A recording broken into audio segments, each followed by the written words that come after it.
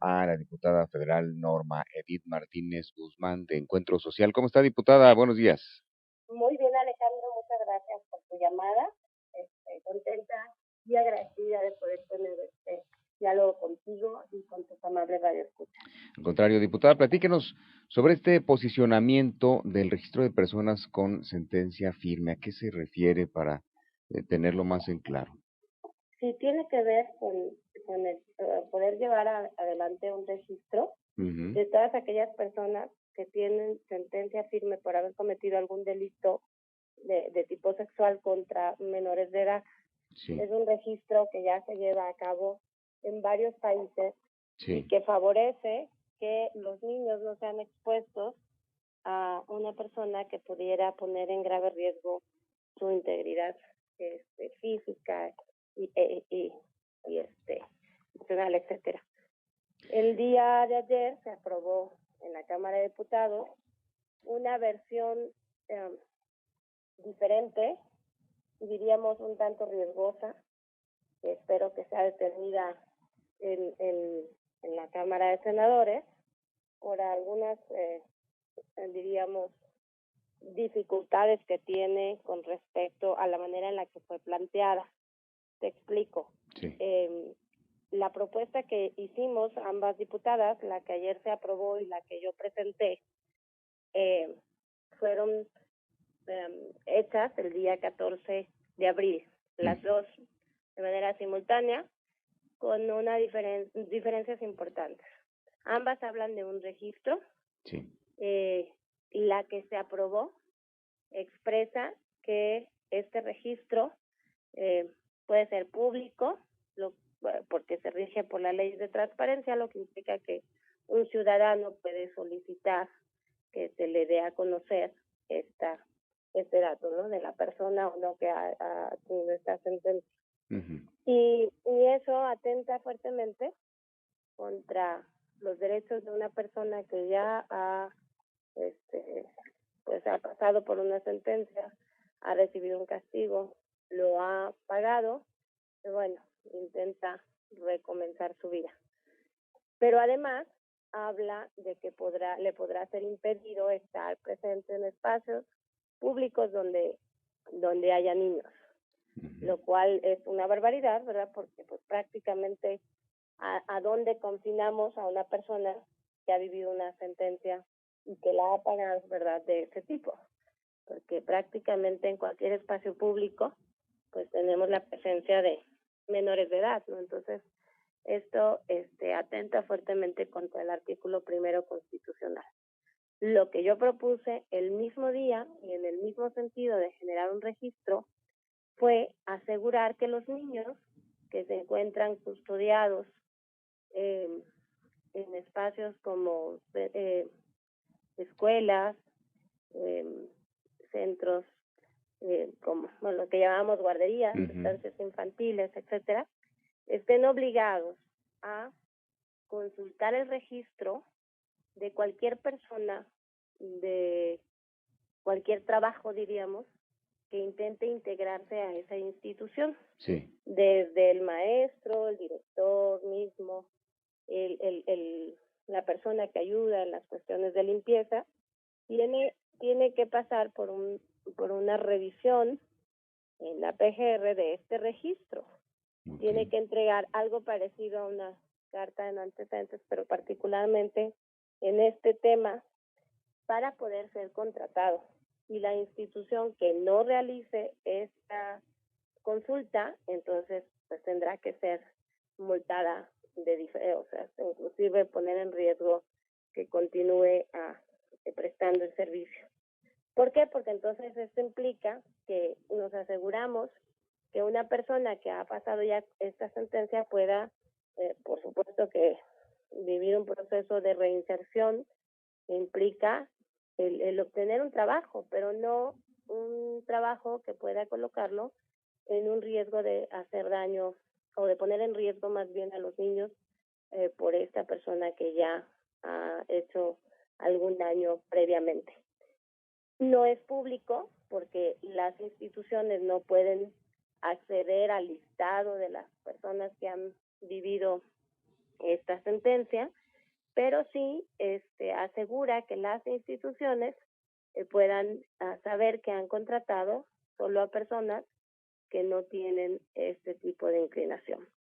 Entonces, vamos caminando, vamos avanzando en el asunto de proteger a los niños, pero también vamos avanzando en el asunto de asegurar que las personas no sean señaladas debido a los delitos cometidos. Esto es por supuesto que yo sé que es complicado para las personas que han tenido el dolor de pasar por la experiencia del abuso, que sus hijos han pasado por el abuso, que algún familiar, porque es indignante, es algo profundamente inaceptable, más aún cuando en México, ante la OCDE, la Organización para la Cooperación y Desarrollo Económico, que integra a 35 países, ocupamos el primer lugar en abuso sexual. Entonces es un tema importante, doloroso, es un tema que implica que el Estado mexicano tiene que tomar medidas urgentes para generar un cambio, pero al mismo tiempo tenemos que ser cuidadosos con lo que hacemos con estas personas. Si yo me aseguro de que una persona que ha pagado ya su sentencia no pueda obtener un trabajo, entonces estoy llevándole a situaciones extremas que implica regresarlos tal vez o inmiscuirlos tal vez en cuestiones delictivas, ¿no? Pues no hay más a dónde trabajar, ¿no? Entonces, es muy complejo porque hay situaciones afectivas muy fuertes en este tema, pero también tenemos que ser justos, ¿no? Con los niños, con las familias y con las personas que han cometido un delito tan terrible. Claro. ¿Todavía se puede hacer algo para modificar la ley como ya pasó, diputada? Sí, porque todavía tiene que pasar por el Senado. Okay. Esto implica, y bueno, yo tendré un diálogo con senadores de la Comisión de Justicia, que seguramente es a donde se enviará. Probablemente también para opinión se mande a la Comisión de Niñez, pero no es seguro, ¿verdad? Pero a la Comisión de Justicia mínimo. Estamos atentos para tener este diálogo y que, yo lo decía ayer en mi posicionamiento, no podría oponerme a este registro porque lo necesitamos urgentemente. Claro. Porque tenemos que buscar todas las maneras posibles para no permitir que ni un solo niño más pase por esa experiencia. Pero también tenemos que hacerlo de manera correcta, porque ante un dictamen que contiene cuestiones que son contrarias a la Constitución, pues nos arriesgamos inclusive que esa legislación pueda no ser válida. Entonces tenemos que hacer los cambios necesarios antes de que sea aprobada definitivamente por la Cámara de Senadores. Claro. Sí, pues sí, como lo plantea, diputada, pues tiene toda la razón, ¿verdad? Si ya se pagó una sentencia, ya la persona ya salió libre, pues tiene el derecho a rehacer su vida, a intentarlo, y si se le cierran todas las puertas, pues lo vamos a orillar a que cometa otra vez algún tipo de delito. Así es. Sí, tendremos que ser muy cuidadosos. Por supuesto que si yo le pregunto al papá y a la mamá de un pequeño que han sido abusados, por supuesto que te va a decir, no solo no quiero que tenga cabida en ningún lado, quiero que hasta lo maten, ¿no? ¿Por qué? Porque se entiende perfectamente su dolor y aunque no se puede justificar una conducta de ese tipo, sí puedes entender que la persona esté muy enojada. Puedes esperar que algún día perdone por el bienestar emocional y espiritual que esto le va a llevar a su propia persona, pero el legislador no puede fundamentarse en esa serie de respuestas afectivas para generar un marco normativo que sea favorable a los niños, pero también a todos los ciudadanos, ¿no? Claro. Entonces, incluidos, por supuesto, los papás y quienes han sido agresores y los pequeños mismos. Entonces, tenemos que trabajar con mucho cuidado esos temas, precisamente para asegurarnos que vamos avanzando.